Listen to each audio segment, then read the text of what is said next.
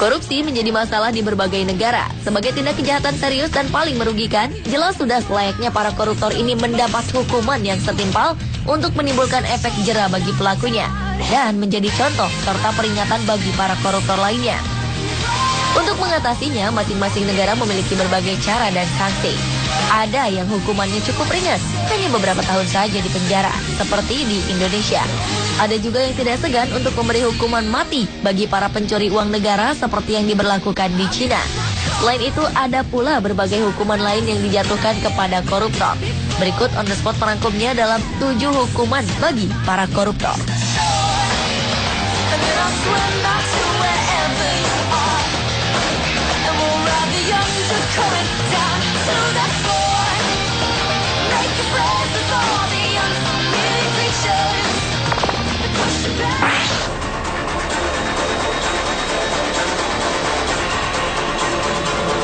Ulah demonstran Ukraina ini menjadi perhatian dunia. September 2014 lalu, mereka menggandeng politisi Vitaly Zurovsky menuju tempat sampah, lalu membuang sang politisi ke dalamnya. Vitaly tak mengalami cedera apapun. Namun, perasaan politisi ini terguncang hebat setelah sekelompok demonstran melemparnya ke tempat sampah besar di luar gedung parlemen Kiev. Awalnya, Vitaly berpakaian rapi, mengenakan kemeja putih dibalut jas hitam, menenteng tas kerja berwarna gelap, berjalan melewati kerumunan para pendemo. Video lainnya menunjukkan sekelompok pria berteriak ke arahnya, lalu melemparnya ke tempat sampah dengan bagian kepala terlebih dahulu. The emotions were running high because Parliament was set to vote on a vetting law, an anti-corruption, it's called lustration law, which people hope will be able to... Saat Vitaly meminta massa tenang, sebuah ban bekas dilempar ke dalam tempat sampah dan mengenai kepalanya. Seorang demonstran memegangi kepala Vitaly, mencegahnya agar tidak melarikan diri dari tempat sampah. Vitaly adalah mantan anggota partai mantan Presiden Viktor Yanukovych yang dilengsarkan paksa Februari lalu setelah menolak menandatangani Fakta Uni Eropa yang memicu protes di seluruh negeri. Ia juga tidak populer di kalangan pemilih setelah ia mengusulkan tindakan keras terhadap legislator anti pemerintah. Ia disebut-sebut sebagai politisi yang korup dan menjadi rezim pro-Rusia.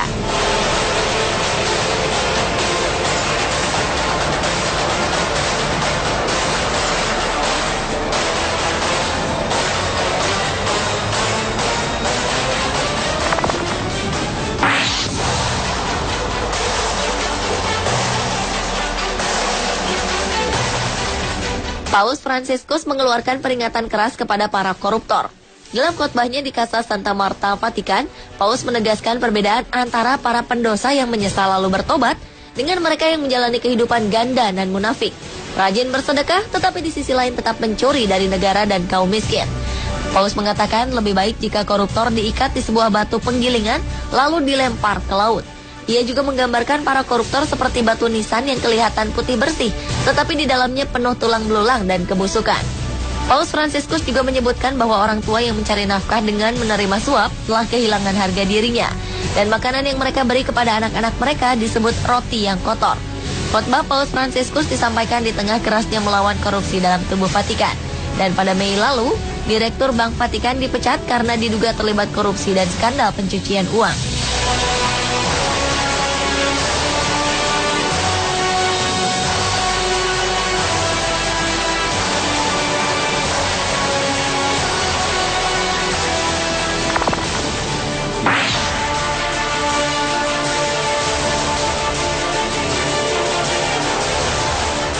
Lebih dari 900 orang termasuk para pejabat tinggi Malaysia yang dihukum karena kasus korupsi telah dicantumkan pada situs pemerintah. Para pelaku dipampang lengkap dengan foto-foto data pribadi dan sejarah kasus para pelaku. Database para pelaku korupsi dalam bahasa Melayu dan Inggris dipublikasikan di portal resmi Komisi Anti Korupsi Malaysia, MACC, untuk mengingatkan semua orang untuk tidak menerima atau memberi suap. Profil para pelaku korupsi dan suap ini mulai dibuat pada 1 Januari 2010 dan terus diperbaharui setiap 3 tahun sekali. Sebagian para pelaku korupsi tercatat sebagai politisi, pegawai negeri, pengusaha, wira swasta, ataupun anggota masyarakat biasa. Kronologis kasus setiap pelaku dicantumkan secara lengkap dan detail, termasuk besaran dana yang dikorupsi. Beberapa pelaku mengeluh bahwa database mereka yang disebarluaskan ke publik telah mempermalukan mereka. Namun pemerintah menegaskan bahwa masyarakat harus dididik akan seberapa seriusnya pelanggaran korupsi. Kira-kira seberapa panjang ya daftar pelaku korupsi di Indonesia jika dipampangkan seperti ini?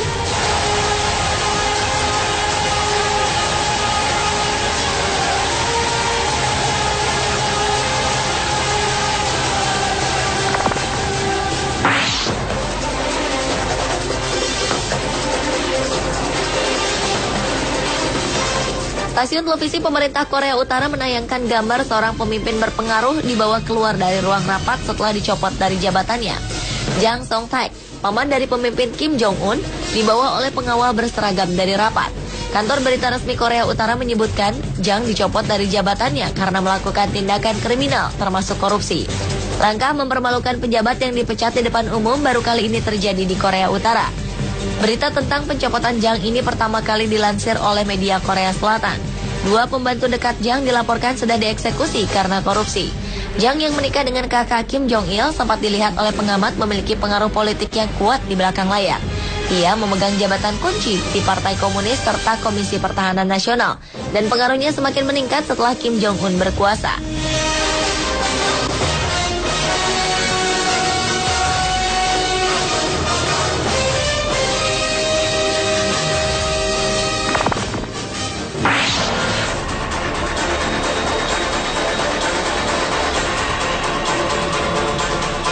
Keberhasilan Hong Kong dalam memberantas korupsi merupakan salah satu faktor pendukung pesatnya perkembangan perekonomian di negeri ini.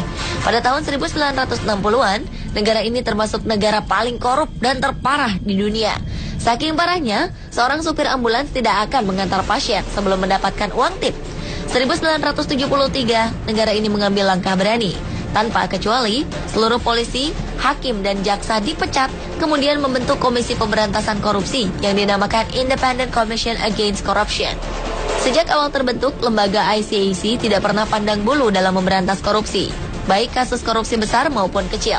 Selain menerapkan hukuman mati bagi para koruptor, pemerintah juga menciptakan efek malu dengan menangkap koruptor di muka umum. Wow, apakah bangsa kita perlu melakukan hal yang sama untuk bisa benar-benar bersih dari korupsi?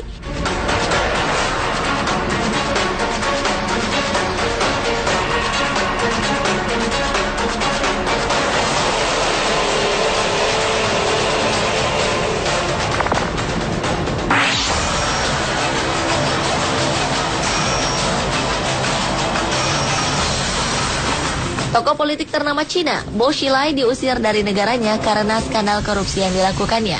Mantan pemimpin Partai Komunis ini dianggap telah mempermalukan seluruh negara dengan tindakannya. Selain diadili, ia juga tidak akan menerima penghargaan sebagai mantan orang tertinggi di Partai Komunis. Bahkan keberadaannya akan dihapuskan karena keterlibatannya dalam skandal terburuk yang terjadi dalam beberapa dekade. Tak hanya korupsi, dengan kekuatan yang dimilikinya, ia juga sempat melindungi istrinya, Gu Kailai, dari tuduhan pembunuhan warga Inggris. Akhirnya istri Bo ini dikenai hukuman mati karena membunuh warga Inggris Neil Heywood. Pengusaha asal Inggris ini ditemukan tewas pada November lalu di Chongqing, kota yang dipimpin oleh Bo. Kasus ini terungkap lewat salah satu pegawai Bo yang membeberkan semuanya.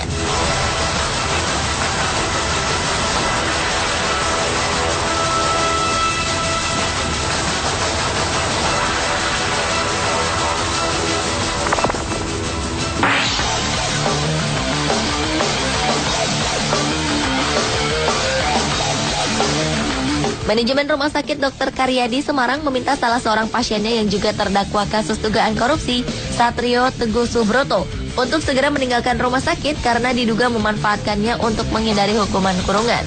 Pejabat rumah sakit mengatakan bahwa Satrio telah dinyatakan sehat oleh dokter dan harus segera meninggalkan rumah sakit.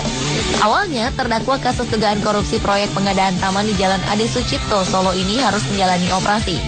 Setelahnya, kondisinya semakin membaik, hingga ia dinyatakan sudah bisa pulang. Anehnya, Satrio selalu menolak dan tidak bersedia kembali ke tahanan. Pihak rumah sakit akhirnya memberi waktu 3 hari untuk ia menyiapkan kepulangannya dari rumah sakit.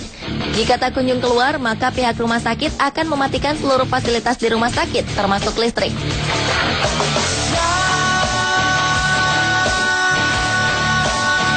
Pemirsa, itulah 7 hukuman bagi para koruptor versi On The Spot.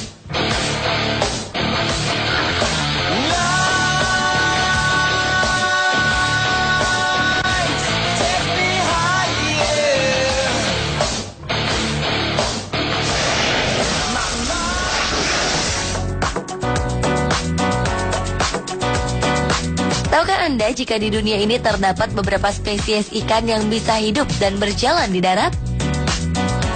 Informasi tentang ikan-ikan yang dapat hidup di darat akan kami tayangkan sesaat lagi. Tetaplah di Trans 7.